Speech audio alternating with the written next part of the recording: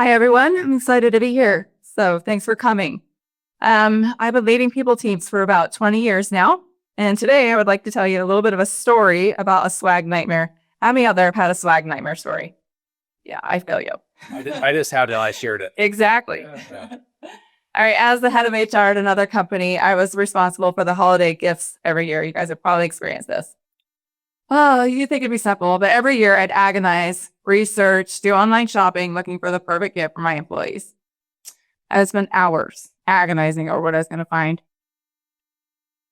Our workplace was heavy industrial workers. We had welders and laborers and machine operators, and they all worked outside in the cold Utah winters. And what I wanted to find was something that was going to be practical and useful for them.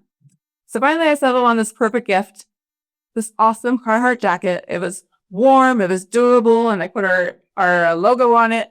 It was beautiful. I was so happy with what I chose. 2 weeks before Christmas, the vendor delivers all the boxes. I get 30 pallets of boxes stacked higher than I am. And that's where the nightmare really began.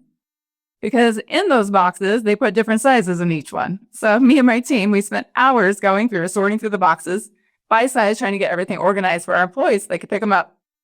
So the next day, I invited our warehouse team to come and get everything organized, had everything on pallets. We invited the whole team to come pick up their stuff. It turns out I didn't have time to actually go and get everybody's sizes because we worked and there was like 8 plants and like 3 square miles and people on different shifts. And that was going to be an impossible task. And so, as it turns out, we ran short.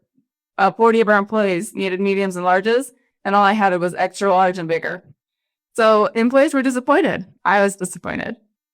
Now, what do you do with the leftovers? All those extra larges, 2Xs and 3Xs? Yeah, they're still sitting on a pallet on a shelf in the warehouse collecting dust to this day. So I tried to hand them out to our new hires. Yeah, no, didn't work out. So in the end, we wasted thousands of dollars on jackets that were never used. The entire project was overwhelming and honestly disappointing. Employees felt overlooked and sizes didn't match, and the whole process was a drain on time and resources. And this is the exact problem that Axomo was solving. With on-demand ordering and personalized sizes and zero waste, every gift is intentional, perfectly sized, and meaningful. No more pallets left behind. That's the future that we've built. That guy literally looked like me in my jacket. So I recently have done some research. I looked at over 1,000 of our Axomo powered stores. I looked at hundreds of employees, millions of dollars in transactions. And what I found was this really key insight. And that's on average, 70% of employees use their credits that we give them. That's great. 70% of engagement. But what does that mean? 30% are not redeeming their credits at all. Let that sink in for a second. 30% of our employees are not using their credits. That means savings for the company, not waste. When companies move away from that one-size-fits-all swag approach and allow employees to actually choose what they want, they're just improving satisfaction. They're avoiding waste. And so by simply offering choice, companies are saving thousands and sometimes tens of thousands of dollars.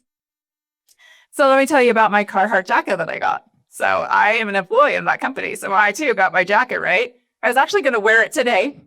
But as it turns out, I already donated it. Oops.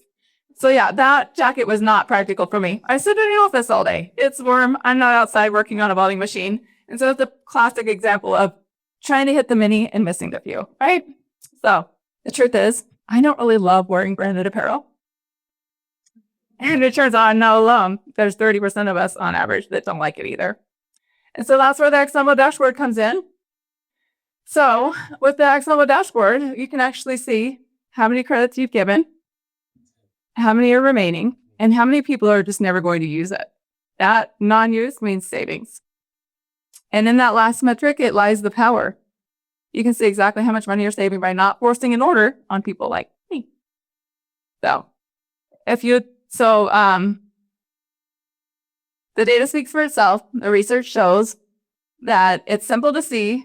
What we discovered is that it's a smarter way to do employee branding. It's a smarter way to let them choose. And what you'll discover is that when you give them the freedom to opt out, there's actually a lot more value in allowing them to opt in. Thank you.